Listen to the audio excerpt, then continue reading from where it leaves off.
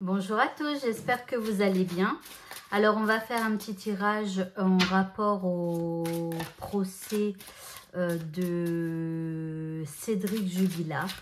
On va aller voir un petit peu ce que les cartes ont à nous dire par rapport à cette affaire.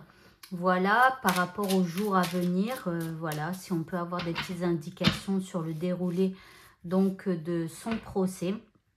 Et puis, éventuellement, on ira voir à la fin si on peut avoir quelques informations en rapport à la disparition de Delphine Jubilard. Allez, on va commencer donc avec un tarot. Alors, nous avons ici la 9 de Pentacles, l'étoile. Ici, nous avons le jugement, la 3 de bâton. Et ici, nous avons le roi de bâton. Alors, le roi de bâton, ici, on nous parle d'un avocat. Alors, je suis désolée, comme par hasard, j'ai pas mes lunettes, mais bon, c'est pas grave. Donc, du coup, je vais... Alors, pour moi, ici, c'est plutôt la juge. Ok, qui est là. Alors, ici, j'ai l'impression qu'elle lui tend des perches pour qu'il puisse quelque part s'exprimer. D'accord ? Et là, avec le jugement, bah, en fait, c'est juste qu'elle lui tend des perches pour qu'il puisse quelque part parler et faire découvrir donc bah, une vérité, sa vérité. Voilà, alors avec la 3 de bâton ici, on voit que bah, la 3, ça représente le chiffre 3 et ça pourrait donc indiquer, alors il me semble qu'il a 2 avocats, donc ça pour moi, ça représentait un avocat, mais avec cette carte, on peut dire qu'il y en a 2 plus lui. Vous voyez, donc ici, simplement, on nous indique que la juge, elle lui tend des perches pour qu'il puisse quelque part eh bien, s'exprimer et faire ressortir la vérité. Ok. Alors, on va continuer.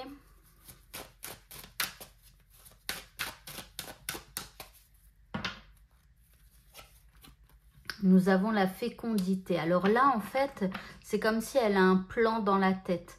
D'accord? Ça a été très réfléchi. Donc, toutes ces paroles, en fait, elles vont le pousser quelque part à avoir confiance et à s'exprimer. Et c'est un plan qu'elle a dans la tête. Donc, avec le miroir magique, bon, bah, on me dit quelque part que oui, elle lui laisse des chances, vous voyez. C'est comme si elle est très ouverte, très magnétique, que elle lui fait miroiter. Enfin, elle lui fait miroiter, oui et non. C'est pas qu'elle lui fait miroiter, mais c'est comme si elle lui dit « Ouvre-toi en toute confiance, tu peux te livrer, quoi, et tu peux t'exprimer. » Comme si elle lui laissait une chance eh bien, bah, de construire son chemin pour pouvoir eh bien, laisser éclater la vérité. Alors, ici, on a de la culpabilité qui ressort. Donc, ça veut dire que ici, ça pourrait être aussi... Alors, c'est comme si peut-être, hein, ici, c'était les 3 parties, c'est-à-dire ces 2 avocats plus Cédric Jubilard. Et là, ça pourrait être l'avocat de la partie adverse qui pourrait tenter de le culpabiliser. Alors, autant, c'est comme si la juge, elle essaye de le... Comment... de rester... dans l'ouverture, vous voyez, sans justement, peut-être pas bienveillante, mais vous voyez ce que je veux dire, comme si elle lui laisse voilà, justement, pour pas le culpabiliser, elle essaye de faire un travail comme ça pour qu'il puisse s'exprimer, alors qu'en fait, ici, on a un des avocats qui va vraiment tenter de le culpabiliser, etc. Alors, on continue.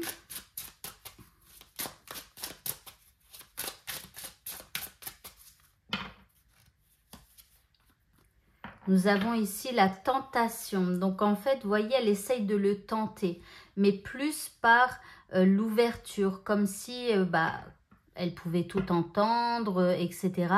Mais c'est mûrement réfléchi, c'est un plan qu'elle a pour le tenter. Vous voyez, pour qu'il puisse, eh bien, quelque part, bah, ça serait jackpot pour elle, quoi. Lui laisser une chance, et ben, qu'il dise la vérité, quoi. Alors ici, bon, on a... Alors lui, par contre, il écoute beaucoup son instinct. Et est-ce qu'il va flairer le truc? Peut-être, parce que là, il est beaucoup à écouter son instinct.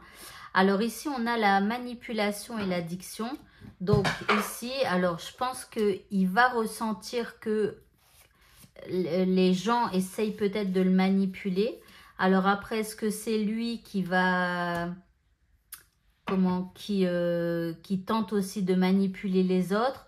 Je sais pas, mais de toute façon, de part et d'autre, je pense qu'on essaye de se manipuler l'un l'autre, c'est-à-dire et la juge avec son jeu d'ouverture, de...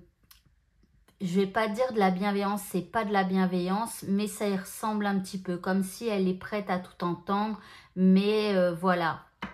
Et là, il y a un jeu aussi, c'est le jeu, donc la culpabilité, j'essaye de te rendre coupable, que tu aies de la culpabilité pour que tu parles.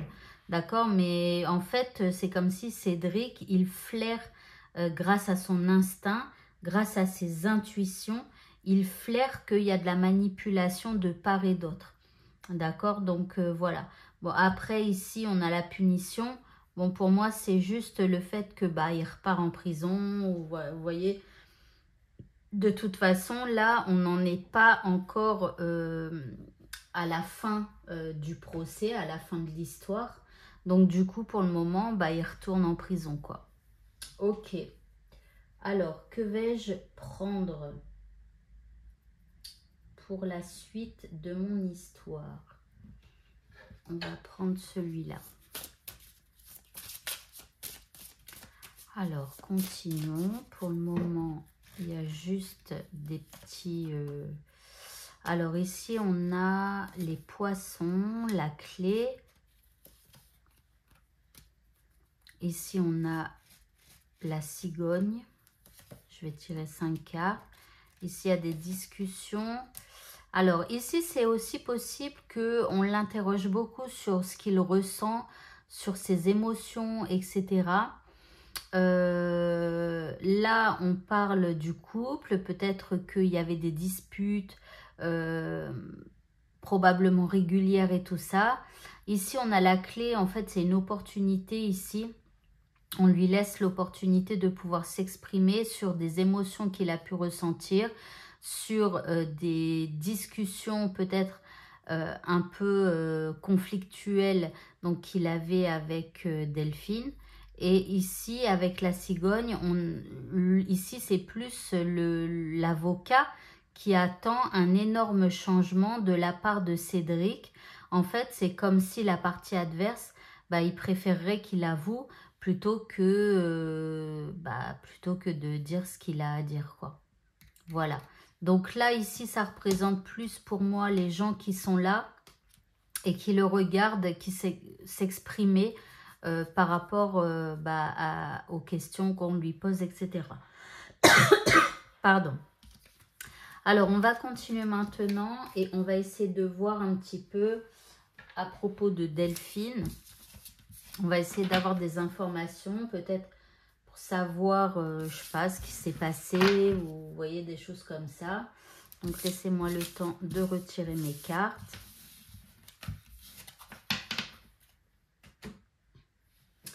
Alors, on y va. Alors, on va prendre ce gros, énorme jeu. Il est tellement énorme.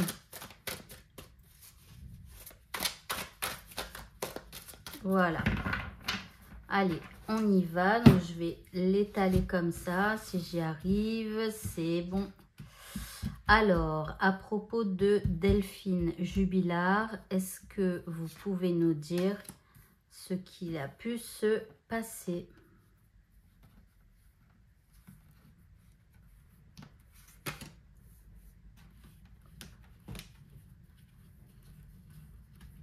Laissez-moi le temps de tirer les cartes. Vous pouvez faire une petite avance rapide hein, si vous préférez.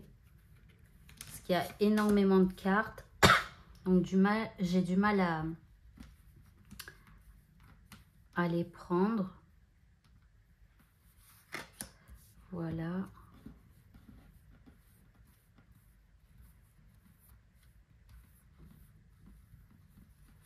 Et voilà. Ok.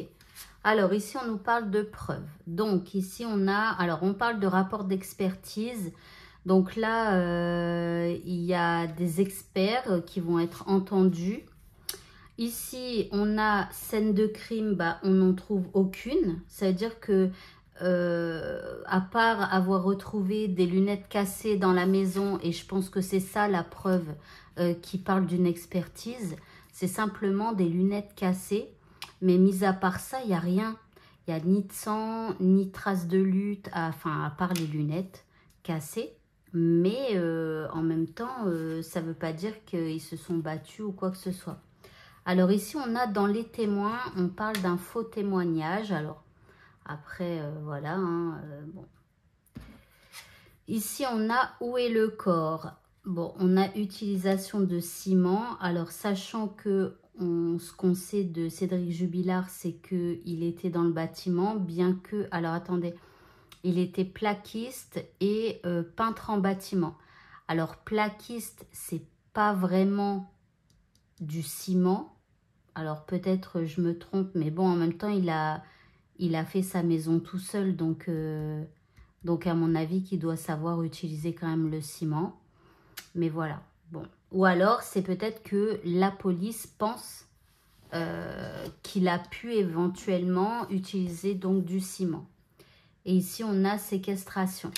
Alors là, ça peut vouloir dire que il est possible... Alors, je vois pas comment c'est possible en même temps parce que comme il a déclaré la disparition de sa femme, du coup, après, il était surveillé par la police. Donc, ça veut dire que si elle avait été séquestrée quelque part, je pense pas qu'en ayant déclaré que sa femme avait disparu bizarrement, je pense pas qu'il aurait pu aller et se rendre donc à un endroit plusieurs fois pour aller la voir, vous voyez, des choses comme ça. Je pense qu'il devait être surveillé quand même par la police. Voilà, donc après, à moins qu'il l'ait attaché, qu'il l'ait séquestré, avant de commettre un crime, bon, après, on ne peut pas dire que ce soit lui, hein, après, c'est qu'un jeu de cartes. Donc voilà, on en prend, on en laisse, mais bon. Alors, on continue. Ici, on a finalité de l'histoire. Ici, on a mode opératoire. Alibi.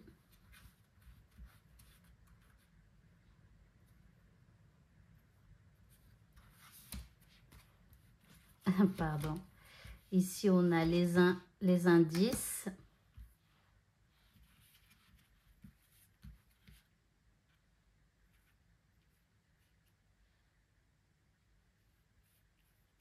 Et là, on a encore où est le corps. Bon. Alors, nous avons ici coupable présumé. Donc, il est présumé coupable. Bon, bah ça, on le sait. Ici, nous avons homicide par arme à feu. Alors, je pense pas. Pourquoi on aurait une arme à feu? Puisqu'on n'en parle pas du tout dans cette histoire. Ici, on a divertissement. Alors, attendez. On va tirer toutes les cartes. Ici, on a trace de tir de poudre. Non, là, c'est pas possible. Et là, on a non identifié. Oh! Alors, là, je suis en train de penser à un truc.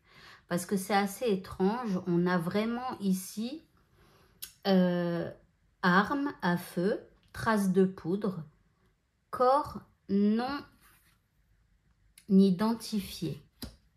Et là, on a divertissement. Alors, est-ce que par hasard, alors bah après, à cette période où Delphine a disparu, est-ce que par hasard, il y aurait eu un corps qui aurait été retrouvé et qui aurait été non identifié et qui aurait, cette personne, elle aurait été tuée par arme à feu. Alors, pourquoi on nous parle de ça?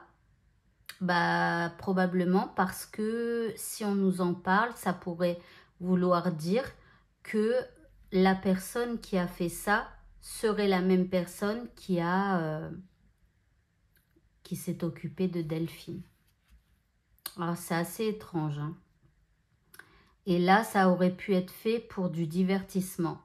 Donc, pour s'amuser. Alors, je vois pas pourquoi on nous parle de ça, mais bon. Alors ici, on a finalité de l'histoire. Puis après, je vais prendre d'autres cartes encore. Ici, on a les preuves.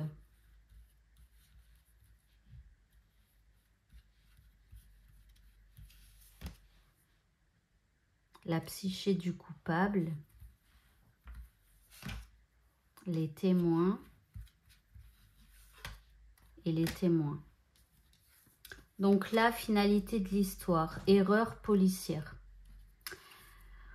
Ok, donc présumé coupable, erreur policière. Ici, on a l'arme du crime. Non, mais c'est incroyable, quoi. Arme du crime. Avec ici, encore une fois, un pistolet. Ici, on a à bout de nerfs. Donc, effectivement, il y a dû y avoir donc, des disputes et tout ça. Et là, on a si tu parles, t'es mort. Donc, quelqu'un subit des pressions. Et ici, oculaire. Donc là, on parle de témoins. Il peut y avoir donc des témoins oculaires. Alors, ça a bifurqué complètement sur autre chose. C'est-à-dire que là, on nous parle comme d'une autre affaire. Alors, à quoi c'est dû? Est-ce que c'est quelqu'un qui était avec lui en prison et qui a été accusé pour... bah non, parce que témoin... Ah bah, remarquez, on peut être accusé et que le corps soit non identifié. Si on n'arrive pas à déterminer qui est la personne, voilà. Alors, c'est ça, c'est hyper étrange parce que on nous parle carrément bien d'une histoire où il y aurait eu un corps non identifié avec des traces de poudre, ici avec une arme retrouvée. Ici, on a à bout de nerfs, mais en même temps, on a le divertissement. Quelqu'un subit des pressions et donc, je pense que le témoin oculaire, tout ça, il y a... Alors, c'est étrange, hein, mais bon. Que voulez-vous que je vous dise? C'est le tirage.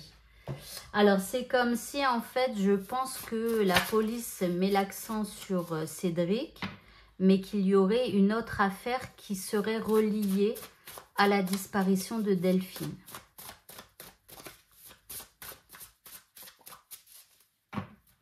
Alors, on va essayer d'en savoir un peu plus. Ici, on a protégé. Présence aidante, discrétion utile, espoir, aide spirituelle, instinct de survie. Alors ça, c'est par rapport... Alors, attendez, je vais tirer toutes les cartes. Une figure d'autorité. Donc là, on parle de police, de juge, etc. Donc là, pour moi, ici, c'est Cédric et la juge, etc. Alors, attendez, parce que, excusez-moi, mais c'est un jeu que j'ai fait, les cartes collent. Ici, on a en mouvement. Donc, il y a du mouvement. Ici, on a le labyrinthe. Donc, ça bouge, on écoute, mais en même temps, il faut tout démêler. Donc, c'est un vrai labyrinthe. Ici, on a fin de l'enquête.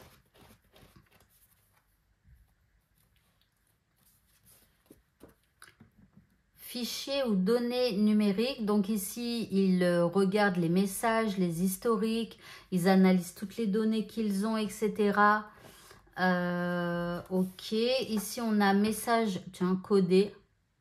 On parle d'un détail dissimulé, d'un témoignage trouble, d'appel trouble. Et ici, c'est possible que la juge lui demande, en fait, l'interroge par rapport à des messages troubles. Ici, on parle d'interrogatoire, de mise en lumière, d'entrevue. Donc, ça bouge, ça va bouger quand même. Ici, on parle de téléphone portable. Donc là, ces prochains jours, bah, il y aura beaucoup d'interrogations par rapport aux messages qui ont été échangés, les appels téléphoniques, voilà. Le téléphone portable, les localisations, les appels, les contenus numériques, je sais pas, tout ce qui est en lien avec la téléphonie, ok. Ici, on a immobilisé, blocage, empêchement. Alors, je vais tirer les autres cartes. Alors, là, on parle d'un endroit abandonné. Ici, on a la lumière. Alors, il est possible que au cours de ces discussions soit cité un endroit abandonné. Alors, je ne sais plus, hein, mais il me semble que il y a quelqu'un qui parlait d'une ancienne usine ou d'un truc comme ça. Voilà. Et là, donc, ils vont essayer de mettre en lumière cet endroit. Alors, j'ai franchement retrait, fuite, disparition volontaire, peur, volonté de disparaître, éloignement des dangers. J'attends d'avoir les deux dernières cartes et je vous en reparle. Ici, on a le retard avec un blocage. Et ici, domicile, lieu connu. Alors ici, il y a, en tout cas, ce qui est sûr, c'est qu'elle a fui la maison, le domicile. Maintenant, c'est comme si il y a eu, dans la fuite, alors il y a du retard, il y a comme eu une résistance qui a fait que, de toute façon, elle n'avait plus envie de remettre les pieds chez elle.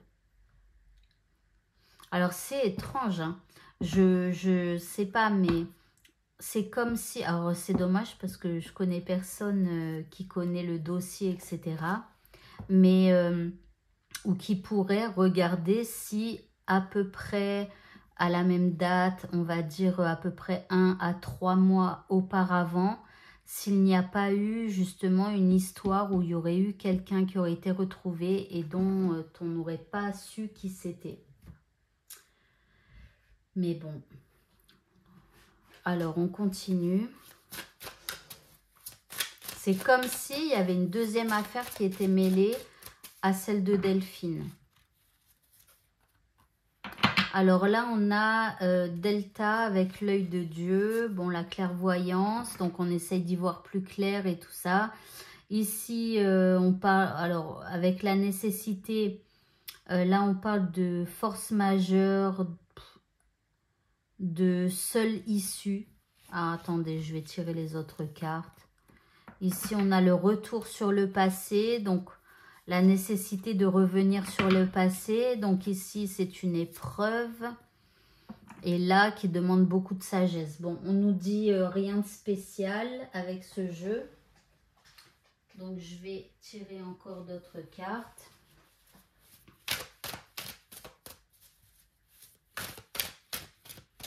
Pour essayer d'en savoir un peu plus concernant cette histoire. Donc moi, j'aurais aimé savoir si il y avait quelque part une deuxième affaire quoi, qui était reliée à celle de Delphine. Donc là, on voit le départ. Donc je pense le départ de Delphine de la maison. Donc c'est quand même quelque chose d'assez important puisqu'on nous le rabâche un petit peu là, depuis tout à l'heure. Ici, on a la campagne, donc de toute façon, elle habitait un peu dans la campagne. Maintenant, c'est encore une maison, donc c'est comme si elle part de la maison véritablement, comme si on insiste quelque part pour nous dire qu'elle est partie de la maison. Et puis, il y a eu du changement. Alors, attendez, hop. Ici, on a de l'argent, je vois pas pourquoi. Avec l'abondance, en même temps, non, ça c'est pas ça. Et ici, la sagesse. Bon, là, je vois pas trop. Alors, est-ce que là, on nous parle qu'il y avait des problèmes d'argent et que c'est pour ça qu'elle est partie, que pour elle, c'était plus sage. Mais bon, voilà, je sais pas. Je vous dis, je sais pas. Alors, on va essayer de prendre des cartes comme ça. Alors, je suis désolée, j'essaye un peu tous les jeux que j'ai. Donc, qu'est-ce qu'on peut nous dire à propos de Delphine Jubilard? Bon, ça ne me dit rien. Je ne prends pas ce jeu. Je vais prendre celui-là. Est-ce qu'on peut nous donner donc des informations sur Delphine Jubilard?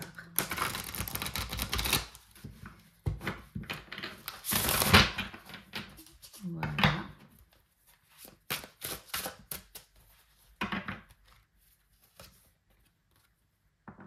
Alors ici, on a longueur, le chemin. Donc pour moi, elle a marché. Ici, on a, c'est marrant, on a toujours la sagesse.